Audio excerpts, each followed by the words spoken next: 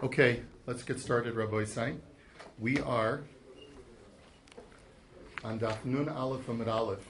We left off yesterday with a brisa that had several cryptic passages in it referring to a bas Kohen. But let's just review. Up until now, we've seen a machlokus between Rabbi Shimon and the Chachamim, all revolving around a bas Kohen who commits adultery. The first machlokus is that according to Reb Shimon, Sreifa is a more stringent death penalty. It's more chamor than skila. And the Chachamim disagree, and they say that skila is more stringent than Sreifa. So when the Torah says that a bas Kohen has her death penalty upgraded to Sreifa, how can that be if a regular bas Yisrael, na'ara ha'me'orasa, a betrothed maiden, has a death penalty with skila? So Reb Shimon learns that the Torah makes no distinction by a bas Kohen whether she's an arusa or a nesua, whether she's betrothed or fully married to her husband. In all cases, her death penalty is upgraded to the highest, which is sreifa. But the Chachamim say that skila is a higher death penalty than sreifa. And therefore, their understanding is that the only time that the death penalty of a bas Kohen is upgraded to sreifa is if she's a nesua, is if she's already fully married. Because a bas Yisrael nesua's death penalty is chenek, strangulation, which is, everyone agrees, is a lower level, right? So there you upgrade it according to the Chachamim to sreifa. But a bas Kohen who's an arusa who commits adultery, since she's already getting the highest death penalty of skila, that remains. That's what we've seen up until now, and now we have to analyze the brisa that we left off with yesterday, which has some cryptic lines. So we're up to the sixth line of the Gemara, Amar Mar, second wide line. Yochol afilu chilul Shabbos. The brisa had said that the Torah says that if a bas Kohen ki seichel liznos, if she profanes to do an act of znus, of sexual immorality, so you might have thought, without the word liznos, that the word ki seichel, to profane, means any act of profanation, even the violation of Shabbos. So that was what the Brisa had said you might have thought, and that's why the Torah needs to write the word liznos. So chil Shabbos baskili. I don't get it. If a person is machal Shabbos, no matter who that person is, they get the highest death penalty, which is skila. Why would I think that just because she's a bas Kohen, she should be downgraded to sreifa? So Amar Rava Hamani Reb Shimon Hida Amar Sreifa Chamura. Salkadaita Chamina Hol Va'achmer Buhu Rachmana Bekohani the Rabbi Bu Mitzvah Siseros Tidun B'Sreifa Kamash Malan. So the Gemara answers that this part of the Brisa goes according to Rabbi Shimon, who says that Sreifa is higher than skila. And I might have thought as follows: a regular Jew who violates Shabbos gets death by skila, but a bas Kohen, since the Torah gives so many mitzvahs to Kohanim, therefore, I might have thought the Torah is more stringent on the Kohanic family more than anybody else. And therefore, if a bas Kohen violates Shabbos, she should get the upgraded death penalty of sreifa over skila. Kamash malan, the word liznos, to teach me that she doesn't. So, umayshna minei didei. The Gemara says, why would I think that a bas Kohen would get a more stringent death penalty for chilul Shabbos than her counterpart male? Like the Brisa implies that only I would have thought that she should get sreifa, but not a male Kohen getting sreifa. So the Gemara explains, Salkadaita chamina ihu di ishtarya le Shabbos lagabe avoda, he kaven lo ishtarya Shabbos lagaba ematidon bisreifa kamash malan. I would have thought like this: maybe the Torah, it's true, the Torah gives a lot of mitzvahs to the Kohanic family, more than any other tribe. But I might have thought that when it comes to Shabbos, the Torah is both stringent and lenient on Kohanim. Because remember, a Kohen is always allowed to do the avodah on Shabbos. He's allowed to, the laws of Shabbos are suspended when a Kohen is doing the avodah in the temple for communal karbanos. Right? So therefore, I might have thought that because the Torah goes easy on the Kohanim for Shabbos observance because they're doing the avodah, maybe male Kohanim would not have a more stringent death penalty. But female Kohanim, who don't have a dispensation to do the avodah, maybe the Torah would be exclusively stringent on them and give them the higher death penalty of sreifa for their violation, and therefore kamash malan the word liznos. Okay, next. Let's go on to the next quote from the Brisa. Yochel afilu pinuya. The Brisa had said, you might have thought that even a single Bas Kohen who commits a lewd sexual act should be put to death by Sreifa. And therefore, what did the Brisa say? The Brisa said, the word aviha is mentioned in this pasuk of Bas Kohen, which scripturally connects her to the Na'ara HaMe'orasa, who gets the death penalty for committing adultery because she is betrothed, because she's married. And that's, I connect the word aviha here to the word aviha there. Just like over there, she gets the death penalty because she's married. Over here, she will only get the death penalty because she's married. And therefore, if she's single, even though she committed a lewd act, she will not be executed. But wait a minute, says the Gemara. That's the Brisa, okay? But the Gemara says, but wait a minute, haliznos ksiv. Why would I ever think that a single girl should get the death penalty? The Torah says she only gets the death penalty for an act of znus. And a woman is not rendered a zona by committing an act of non-marital sex. It may be lewd, but it's not qualified as nus to make her into a zona, to make her disqualify her from marrying a Kohen. By the way, that's an important halacha, that a girl who's a balas tshuva is allowed to marry a Kohen even though she's not a virgin, provided that she did not have relations with a Gentile. If she only had she had a Jewish boyfriend, she could still marry a Kohen afterwards as long as he was Jewish. So the Gemara says, so the question is, why would I think that we're talking about a single girl here if the Torah explicitly says that she's rendered a zona? So the Gemara answers, K'der Rabbi Eliezer, Da'omar Panoi Habola Pnuya Shlolu Shum Isho Sasa Azona. Because this part of the Brisa goes like Rabbi Eliezer, who says that even a single girl who commits a lewd sexual act is rendered a zona. We don't paskin that way, but I might have thought that according to Rabbi Eliezer, a Pnuya should be put to death also. Next, let's continue on to the next Brisa. What's the next quote of the Brisa? O Eino Omer Avia Ela Lahotzias Kol Adam. Maybe the word Aviha, says the Brisa, is not coming to connect it to Nara Hama-Orasa as we mentioned.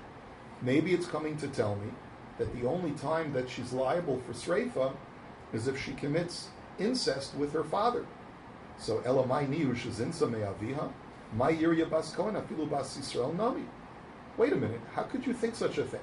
So what are you telling me? Maybe the Torah is communicating that the only time a Bas Kohen gets death by Sreifa is if she commits an act of adultery, which is also incest with her father.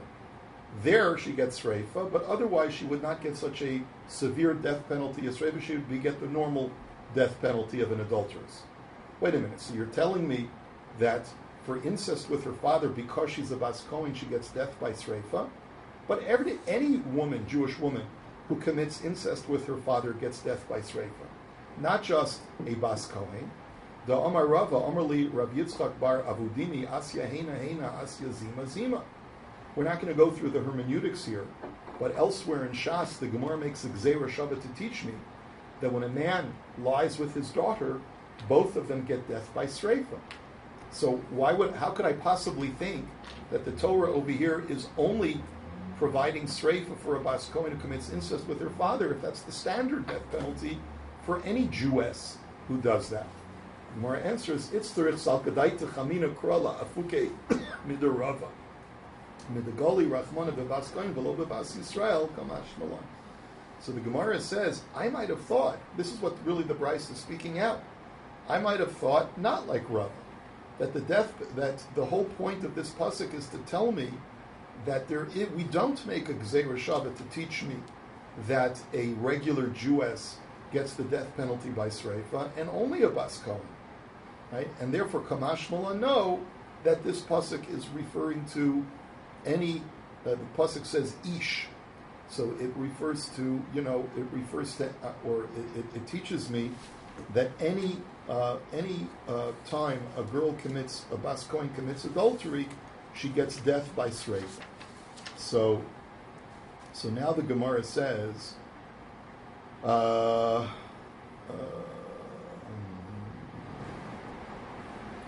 sorry, Hi Mechaleles. That was the drasha. Hi Mechaleles, that any time she profanes herself by committing adultery, she gets Sreifa. Okay. Now, let's go to the next line of the brisa. Bas Kohen, ein li elo shenises lekohen. Nitzas lelevi li solo v'kochavim l'cholunis in l'mamzer minayin tamulomar bas ish Kohen, afal pi she'ino kohenes. This is the quote from the next line of the brisa, which didn't seem to make any sense. The brisa said that the words bas Kohen imply that she's married to a Kohen, and only there would she get the death penalty of sreifa. How do you know that she gets sreifa even if she's not married to a Kohen, if she's married to a Yisrael or a Levi, or even a mamzer or a Nisin or a Cholol, that she's not allowed to be married to? How do you know that if she commits adultery in those marriages that she also gets sreifa? And therefore the Torah says the word ish to tell me that any man that she's married to, if she commits adultery, will give her the sreifa. So mishum de insaba lahu lahani lav bas koheni. So the Gemara says, I don't understand. Just because a bas kohen is married to a non-kohen, you would think that she's not a bas kohen. Torah doesn't say visu midi kohenes lekohen ksiv. It doesn't even say in the Torah that she's married to a kohen. Essentially the question is, where do you get this idea that she has to be married to a kohen, and that you should need a special word ish to tell me that even if she's not married to a kohen? So the Gemara answers, Sal kadai techamina ki seichel liznos amar rachmana hani mili heicha de kamaschala hashta aval ha kevin de kamaschala bekayama miikara. So the Gemara answers like this: the word ki seichel, the word seichel means both she profanes herself and also she begins. Vayichal Moshe, right, or lahatchil, right? So I would have thought that the word ki techel liznos means that she begins to profane herself through this act of adultery, which means that up until now she is pristine as a bas kohen. And we know that if a bas kohen marries someone who's possible to her, she has already profaned her kahuna. Da Omar Mar, Ubas Kohen ki sihiyeh li'ish zor, kevin shenibel lepasula pasla. The teaching is that a bas kohen who marries someone that she's not allowed to marry, let's say a mamzer, for example, even if the marriage terminates because the mamzer dies, she does not go back to her father's house to eat truma. So you might have thought that therefore, if she's married to a mamzer and she commits an act of adultery, she should not be judged as a bas kohen anymore. That's the chiddush ish, no matter who she's married to. And l'levi v'Yisrael nami v'shava el beis avia kinu urea nichlal d'chiisa gabe lo achla ema lo teidun b'sreifa kamash malon. And even if she's married to a non-puzzle Jew, but he's just a non-Kohen, like a Yisrael or a Levi, we know that even though when the marriage terminates, she's allowed to go back to her father's house and eat truma. But during the period of time when she's married to the guy, she's not allowed to eat truma. So in a sense, she has already downgraded her kahuna by just being married to a Yisrael. And therefore, you might have thought that since she's downgraded her kahuna, so to speak, she would not be subject to sreifa, because the Torah says only when she begins her profaning through adultery is she subject to sreifa. And that's why you need the extra word ish, that no matter whom she's married to, she gets sreifa. Uduloka Rabbi Meir. However, this brisa that we've just cited does not hold like Rabbi Meir, because this brisa is of the opinion that no matter whom she's married to, even if she's married to a mamzer and she commits adultery, she will still get death by sreifa. Rabbi Meir seems to say not that way. The Tanya bas kohen shenises li Yisrael va'achla truma mishalemes es hakeren ve'ena mishalemes es hachomesh u'misasa b'sreifa. First, the brisa says that if a bas kohen is married to a kosher Jew who happens to not be a kohen, we know that she's not allowed to eat truma. What happens if she violates the halacha and eats truma? Well, what is the normal penalty for someone who is a non-kohen who eats truma? They have to pay keren v'chomesh. They have to pay an extra penalty of 25% above and 25% above and beyond the 25%. We've talked about this a million times. Above and beyond the value of the truma. So you might. So now the question is, what is her status? So she still has the status of a bas Kohen. She's not a zor, she's not a non-Kohen. So even though she's stolen the truma, but she doesn't pay the penalty of chomesh. Okay? So, and if she commits adultery, says Reb Meir in this brisa, since she's a bas Kohen, she gets streifa. But niseis le'echad min apsulin mishalemes keren v'chomesh u'nisasa b'chenek divrei Reb Meir. But if she's married to someone like a mamzer that she's not allowed to be married, she has so profaned her kahuna status that upon termination of the marriage, she does not go back to her father's house. Rabbi Meir interprets that to mean that she's not a bas Kohen anymore. And therefore, she's like a zor. If she were to eat truma, she would have to pay chomesh. And if she would commit adultery on that mamzer, then she would get death penalty not by sreifa, but by chenek, like the standard married woman. Okay, v'chachamim omrim zu v'zu mishalmos keren v'lo chomesh u'nisasim b'sreifa. And the chachamim disagree. The chachamim are like our brisa, who say that even if she's married to a mamzer, she's still a bas Kohen, and therefore she does not pay chomesh, and if she commits adultery, she gets death by sreifa. Let's go on to the last part of the brisa, which was the most cryptic of all. Rabbi Eliezer Omer es aviha b'sreifa ve'es chamia b'skila. That for her father she gets death by burning, for her father-in-law she gets death by stoning. What do those words mean? So, my es aviha ve'es chamia. What is for her father-in-law? Ilema es aviha me aviha ve'es chamia me chamiha. Maybe you'll tell me that what it means is if she commits incest with her father, she gets death by burning. And if she commits incest with her father-in-law, she gets death by stoning. Is that how you were interpreting Rabbi Eliezer's statement? Well, then, my irya bas Kohen afilu bas Yisrael nami. Bito b'sreifa v'kalaso b'skil. That's not unique to a bas Kohen. Any bas Yisrael who commits incest with her father gets death by sreifa, and any bas Yisrael who commits incest with her father-in-law gets death by skila. So why is this unique to a bas Kohen? Ella es aviha b'rishus aviha v'es chamia b'rishus chamia. So the other alternative is to say that, what does it mean, aviha? It means when she's under the tutelage of her father, which is just another way of saying that she's an arusa, that she's still living in her parents' home. And chamiha means that she's under the tutelage of her father-in-law because she's moved in with her husband and his family, so therefore she's an asua. And so therefore, what are you saying? You're saying that if she commits adultery as an arusa, she gets death by sreifa. If she commits adultery as a nesua, she gets the death penalty of skila. But wait a minute, come on. Ika rabbanan ha'amri nesua yatzas l'sreifa v'lo arusa. But wait a minute. According to the chachamim, it should be pum fakert. Because according to the chachamim, remember, what did they say? That a bas Kohen arusa gets death by skila, and a bas Kohen nesua gets death by sreifa. And the Rabbi Eliezer reverses that. He says an arusa with sreifa and an asua with skila, just the exact opposite of the chachamim. Ika Rabbi Shimon Homer echas arusa v'echas nesua b'sreifa. It can't be Rabbi Shimon because Rabbi Shimon said that an arusa gets sreifa, but an asua gets sreifa as well. There is no distinction, according to Rabbi Shimon, between an arusa and an asua.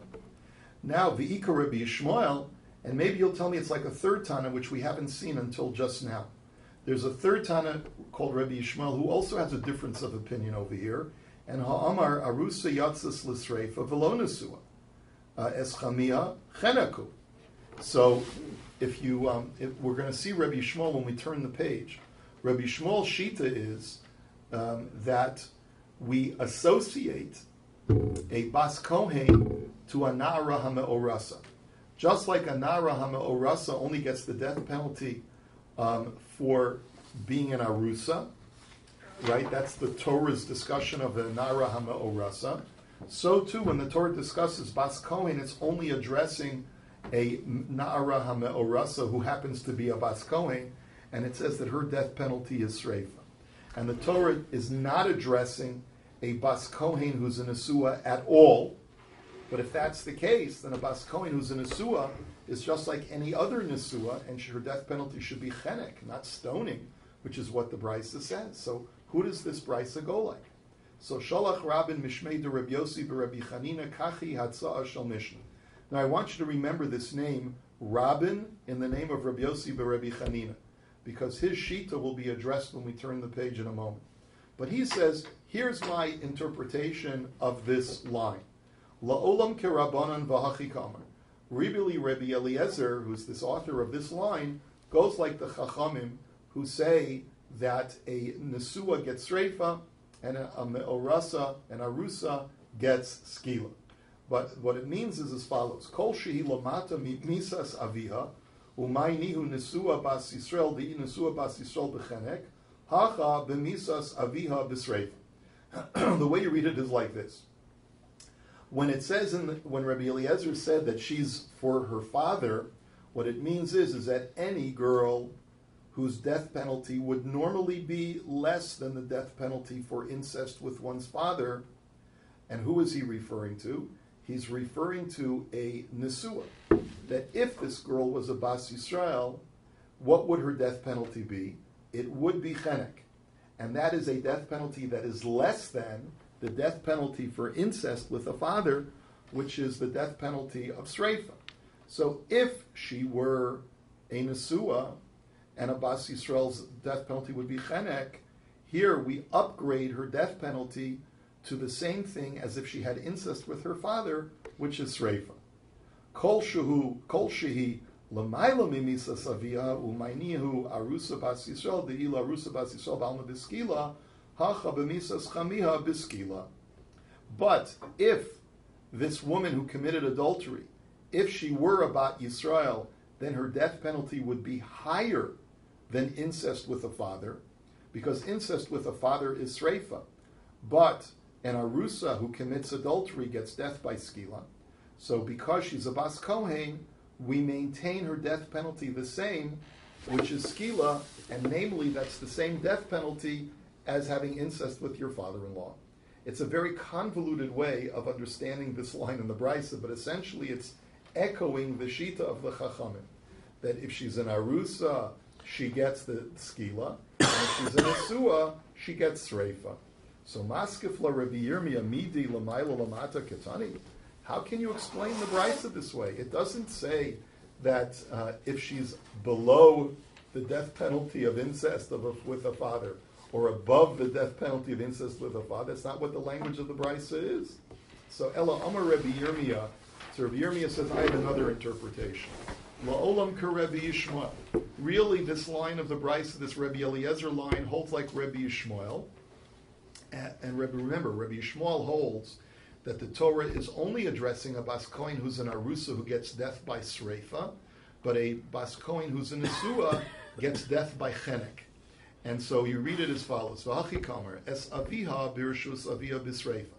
That when she's still in her father's house, which means es aviha, when she's living under her father's tutelage, she will get the death penalty of sreifa because the Torah is only addressing a Bas Kohen who's an arusa. Ve'es chamiha mechamiha biskila v'chol adam b'chenek. If she has incest with her father-in-law, she gets skila.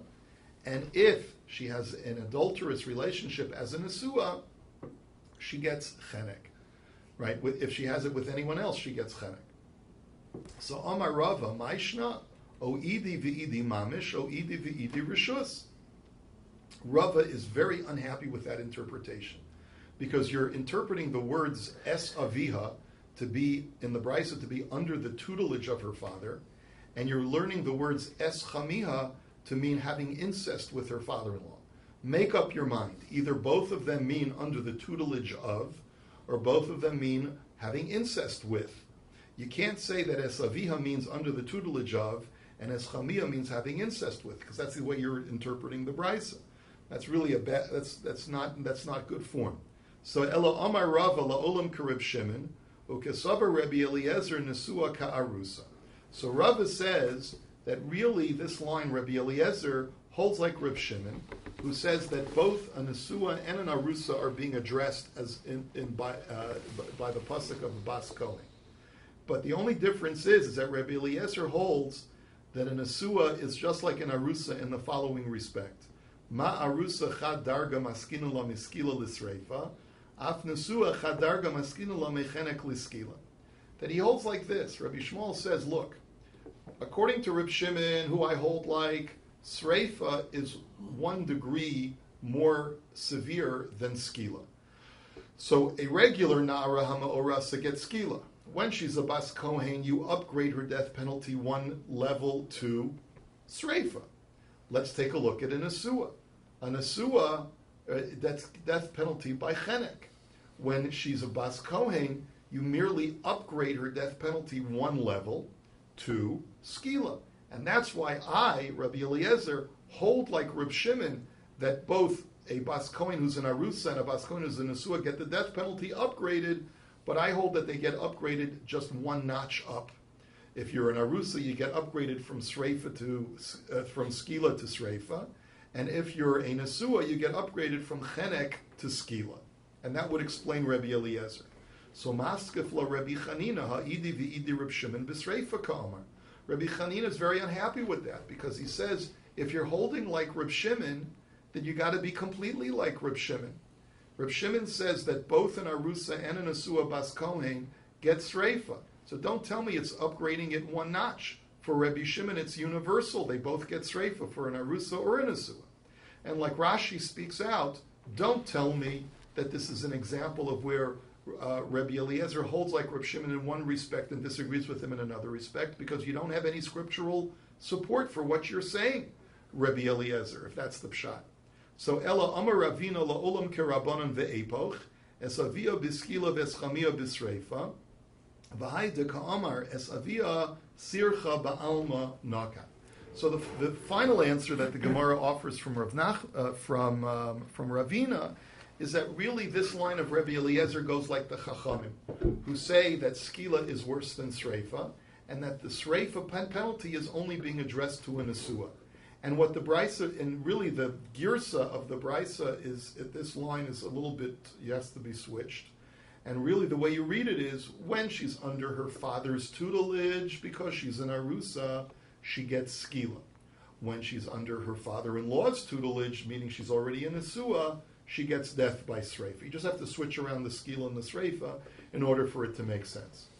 Now, that's the most elegant interpretation. It doesn't involve any acrobatics, but it does require you to change the girsa of the brisa. So, Amar Rav Nachman, Amar Rabba bar Avuha, Amar Rav, Halacha kidushalach Rabin mishmei de Rabbi Yossi b'Rabbi Chanina. Remember I told you we'd have this Rabin in the name of Rabbi Yossi b'Rabbi Chanina? He says that's how we paskin.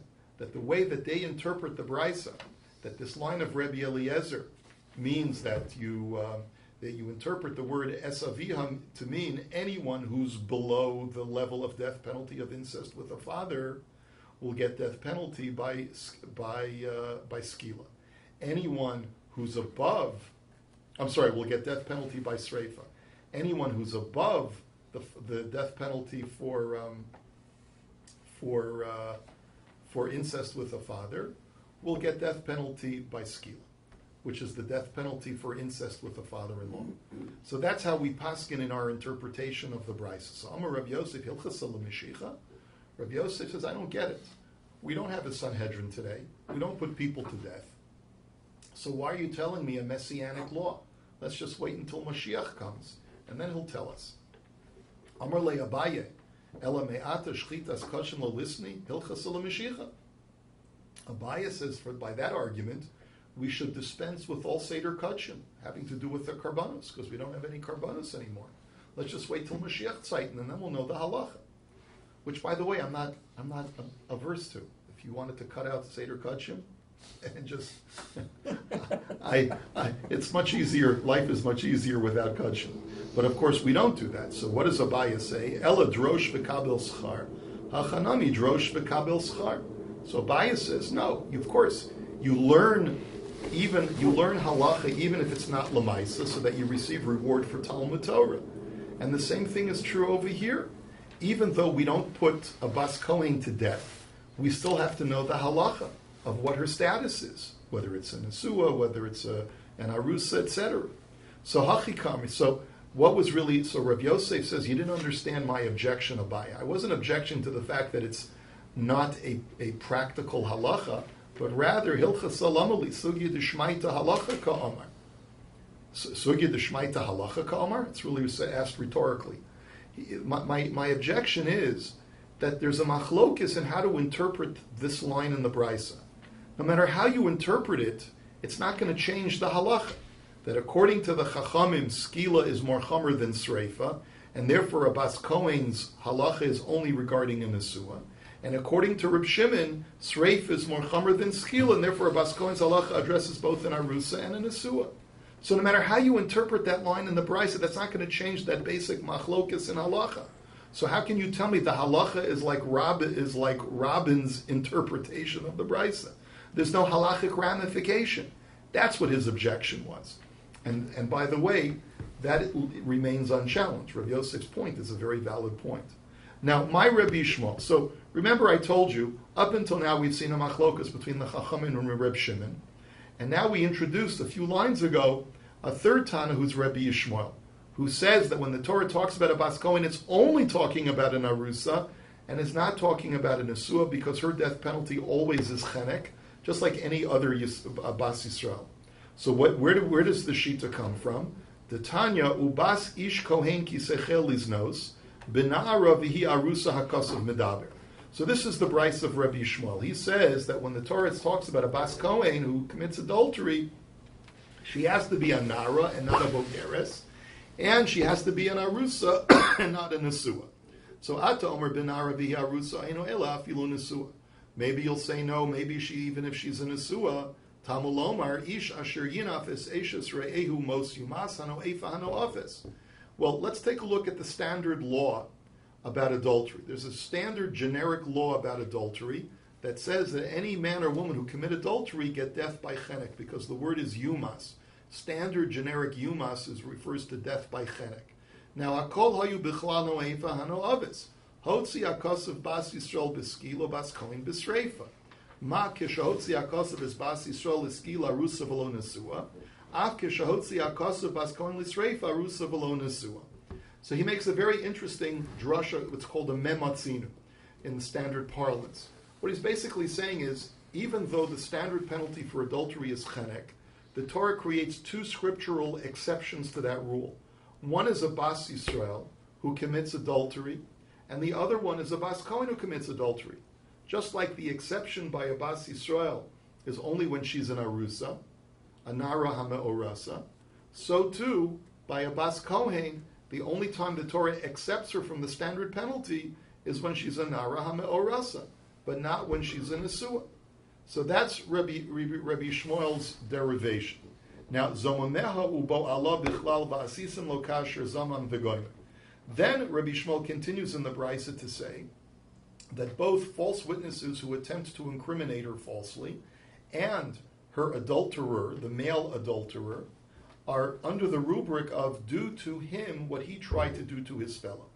So, Bo'ala mai kasher zamamikas. The Gemara says, wait a minute, what are you talking about? That pasuk is talking about false witnesses. Where does an adulterer fall into that category? So, Ela zomameha bichlal misas bo'ala.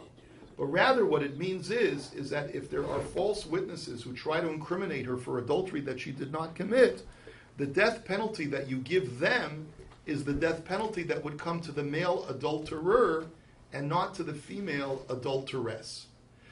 Even though she's going to get sreifa, but he will only get chenek. And therefore you give the edim zomim in chenek. And how do you know this? Mishum shenemar v'asisim lo kasher zomim la'asos le'achiv. V'lo la'achos, so divrei Rabbi Yishmael.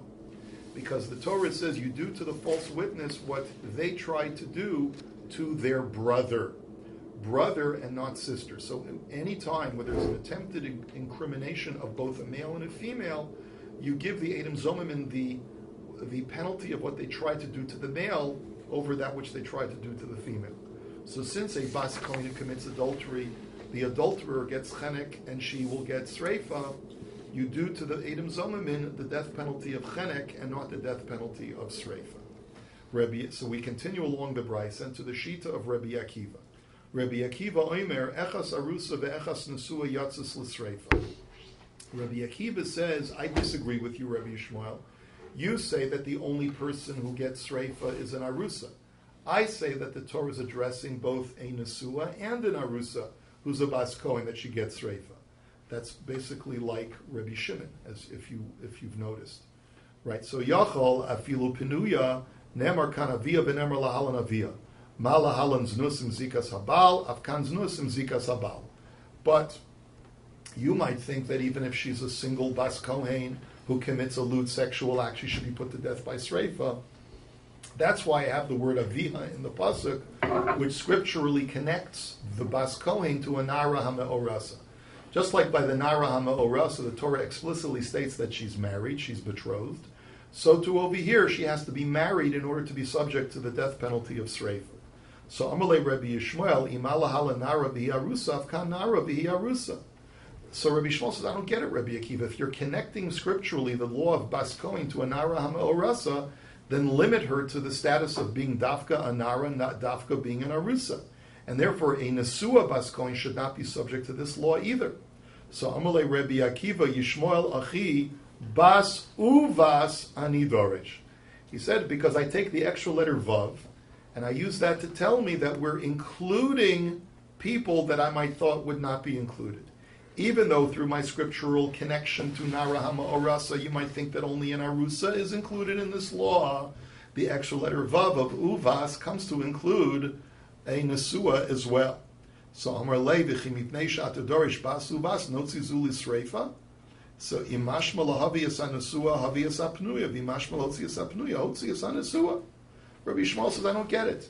Just because you've got this extra letter Vav, you're going to give a harsher death penalty to a Nesua. Make up your mind, Rabbi Akiva. If you're going to connect her scripturally to an Arusa, so then only an Arusa bas kohen should get sreifa and no one else. If you're not going to connect her to an Arusa, then not only a Nesua should get the death penalty, but even a Penuya, an unmarried bas kohen. So v'Rabbi Akiva, ahani gzei reshava l'mute Penuya, v'ahani basu bas l'rabos usanasua, v'Rabbi Yishmael savar midikamer le'basu bas shlamina hadar be'me gzei reshava. So the basic machlokus is like this. Rabbi Akiva says you can both have a gzeira shava to connect the bas kohen to a nara hama-orasa, to tell me that she has to be married and not a penuya. But you can also use the letter vav to say that even though the gzeira shava limits to an arusa, the extra letter vav adds an asua as well. But Rabbi Shmuel was of the opinion that if you're using the letter vav, then that's mutually exclusive of making gzeira shava to nara hama-orasa. You got to choose one over the other. And that's the basic machlokus between Rabbi Yishmael and Rabbi Akiva. Now, the Gemara says, Rabbi Yishmael, hai bas uvas my dorish be. Now that we know that Rabbi Yishmael does not use the letter vav to include a nesua because he says it's only applied to an arusa, what does he do with that extra letter vav? Now, just as an aside, you may recall that only Rabbi Akiva holds that you can darshan by the extra letter vav. There are other Tanoim who disagree with that.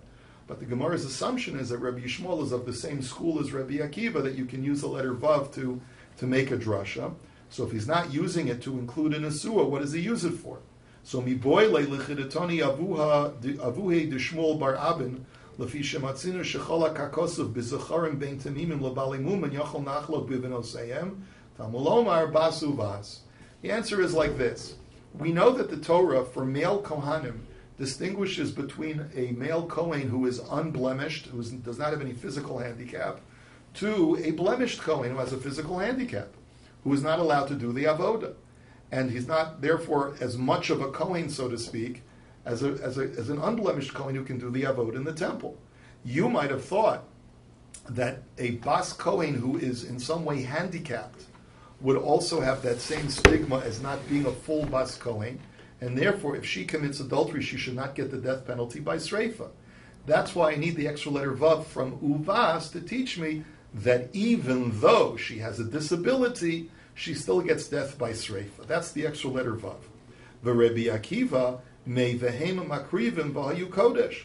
And Rabbi Akiva's rejoinder to that is, no, you don't need the vav for that. Because Rabbi Akiva says, the Torah says unconditionally that all Kohanim are holy, regardless of whether they're blemished or unblemished. And therefore, I would never think that just because a bas kohen is blemished, she would be excluded from the law of sreifa when she commits adultery. But Yikodesh nafka. Rabbi Yishmael, imehahi habamina hani mitli inhu, avol benoseim lo kamash malon. And Rabbi Yishmael's response to that is, maybe only male Kohanim the Torah doesn't differentiate between disabled or abled, to tell me that even though they may have a blemish, they're still full kohanim and they're precluded from becoming tamei for a mace and so forth. But maybe a bas kohen would not have that same requirements to still be a kohen. Maybe the Torah only groups both abled and disabled kohanim because it wants to reinforce the law that male kohanim cannot become tamei, regardless of whether you're going to do the avod in the temple or not, regardless of whether you have a blemish or not. But a bas kohen who doesn't have that isser of coming in contact with tumah, maybe the Torah does distinguish between her being abled and disabled, and maybe therefore she'd be excluded, and therefore you need the extra letter vav. So fine. So that's the machlokas Rabbi Akiva and Rabbi Yishmael. But now let's continue understanding Rabbi Yishmael. But Rabbi Yishmael, hi es avia hi mechaleles my dorish be. Remember, we used the word es aviha for Rabbi Akiva to scripturally connect the bas kohen to the nara ha'me'orasa, to tell me that just like the nara ha'me'orasa is married, the bas kohen is married. But Rabbi Yishmael doesn't use that gzeira shava. He uses what's called a mematzinu, to tell me that the Torah is talking only about an arusa based on a mematzinu, not based on this gzeira shava. So what does he use with the gzeira shava from the word aviha? So miboy le'lechidatanya. He needs it for the following brisa. Haya Rabbi Meir Omer. This is actually an ethical teaching. Ma tamul omer es aviha hi mechalelas. What is the Torah adding when it says that she's profaning her father? Shimhayu noagin bo kodesh noagin bo chol kavod noagin bo bizayon. Omrin orur shazu yalad orur shazu gidel orur shiyatzazu shiyatzazos or shiyatzazazu mechalotza. That basically, what we learn from that pasuk is that even if the father of this bas kohen who committed adultery is a righteous kohen, we nevertheless degrade him publicly and remove him from his honored post. That if up until now we treated him with holiness, we now treat him with profanity, or profaneness, I should say. If previously we treated him with honor, we now treat him with degradation. And essentially, we say to a father whose daughter commits adultery, cursed be the man who gave birth to her, cursed be the man who raised her, cursed be the man who this girl issued from his loins. And the point of Rabbi Meir is that no matter how righteous a parent is, if they have a child who does something disgraceful, the parent has to assume some level of responsibility. And Omar Ravashi, Keman Karinan Rishia Bar Rishia Bafilu Rishia Bar Tzadika, Keman Ka'aitana. And nowadays, there's a practice, as Ravashi, that if a person becomes a Rasha, we have a right to call him Rasha Bar Rasha, Rasha the son of a Rasha, even though his father is righteous. What right do we have to do this? Based on this brisa of Rabbi Meir. That Rabbi Meir says that's what the words Esaviyah Michalelis means. No matter how good of a man your father is, invariably he did something wrong when he raised you because you committed adultery. So even though you're independent now, you're grown up, and you've done your own thing, your father still has to bear some level of responsibility. That's how Rabbi Yishmael will interpret the words Esaviyah Michalelis. It's a very harsh teaching, by the way, because there are plenty of times when a parent tried their best and things just didn't come out well. But apparently there's some connection. Now let me just finish because we're running out of time. Just the last few lines. The last part of the Mishnah had said, Zu mitzvahs haniskalim. This is the protocol for people who are stoned to death. Now, our Mishnah said absolutely nothing about protocol of people who are stoned. So what does this line mean? My tana dekatani zu mitzvahs haniskalim. Where does our Mishnah allude to any protocol of stoning? So the answer is Mishum Datana Nigmar Hadin Motzino Solasaklo Besaskila Yigavosh Komos. The answer is like this. The previous parak had discussed all of the protocols of how to take someone for stoning. As soon as his judgment is finished, you take him over to the place of stoning, and the height of the cliff where you push him off is such and such a height. So all of those protocols were mentioned in the previous parak. But now